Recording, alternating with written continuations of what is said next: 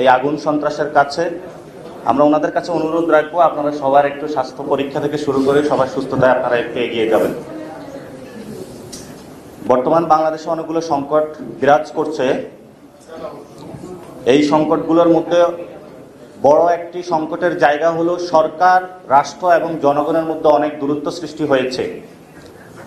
ইউনূস সরকার একা একা জনগণ থেকে বিচ্ছিন্ন হয়ে একা একা চলা আরম্ভ করেছে। ফলত জনগণ সরকারের সাথে কানেক্ট করতে পারতেছে না, রাষ্ট্রের সাথে কানেক্ট করতে পারতেছে না।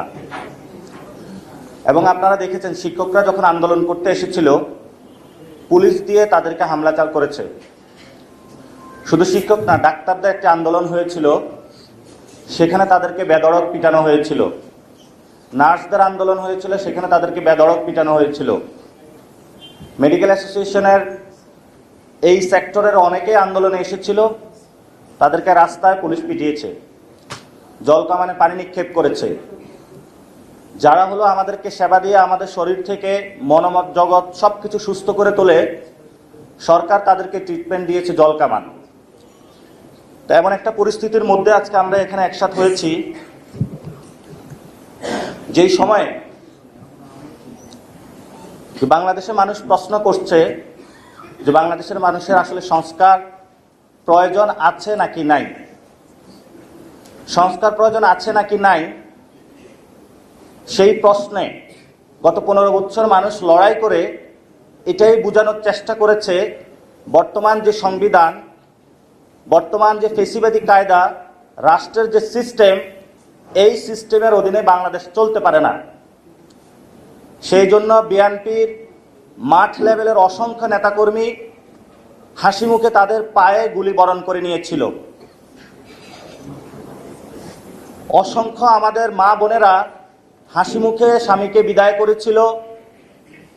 জেল গেটে গিয়ে কখনো তারা ভারাক্রান্ত হয়ে ঢুলে পড়ে নাই যে আমার স্বামী একটি যুদ্ধে চলমান আছেন, যে যুদ্ধটা হলো শেখ হাসিনা রিজিমের বিরুদ্ধে। বিএনপি শুধু নয়, জামায়াতের অসংখ্য নেতাকর্মীকে গত 15 বছরে এই ফ্যাসিস্ট রিজিমের যে কল কবজা থেকে শুরু করে প্রত্যেকটা যন্ত্রের মাধ্যমে এমন কোনো শাস্তি যে তাদেরকে দেওয়া হয় নাই। ইলিয়াস আলীর লাশ কিন্তু আমরা এখনো পাই নাই। শিবিরের মোকাদ্দেস আলীর লাশ এখনো আমরা খুঁজে পাই নাই।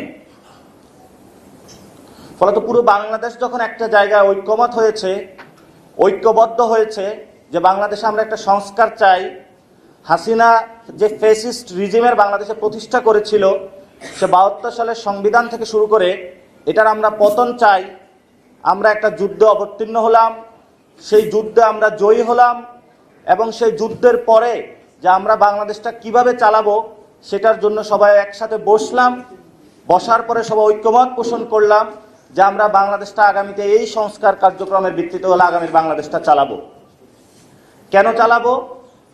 যাতে কোনো আর স্ত্রী তার হাজবেন্ডকে জেলের মধ্যে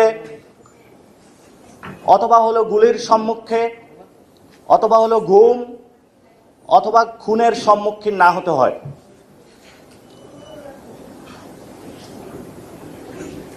সদ্য ভূমিষ্ঠ সন্তানের কোনো বাবা যাতে এই ফ্যাসিস্ট রিজিমের ভবিষ্যতে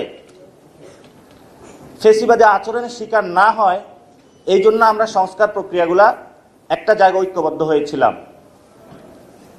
কিন্তু সেই সংস্কার প্রক্রিয়া থেকে একটি দল বেরিয়ে গেছে। বেরিয়ে গিয়ে তারা বক্তব্য দিল যে জুলাই সনদ জনগণ বুঝে না, গণভোট জনগণ বুঝে না। তো যদি জনগণ যদি না বুঝে, স্কুল কলেজের বাচ্চারা যদি সংস্কার না বুঝে, তাহলে পুরো ঢাকা থেকে পুরো বাংলাদেশের যে দেওয়ালগুলো রয়েছিল, এই দেওয়ালগুলো আঁকলো কারা? তাহলে এই দেওয়ালগুলো বিএনপি নেতাকর্মীরা আঁকে নাই, কারা এঁকেছে? বাংলাদেশের একটা বড় জেনারেশন সংস্কার চায়। এই যারা সংস্কার চায় তাদের এখনো তারা বড় একটা অংশ আকারে সুইং বোট হিসাবে রয়ে গিয়েছে। ডেটা ক্যালকুলেশনে এসেছে যে 40 থেকে তারও প্লাস বাংলাদেশের মানুষ এখনো ডিসাইড করে না যে কাকে তারা ভোট দিবে।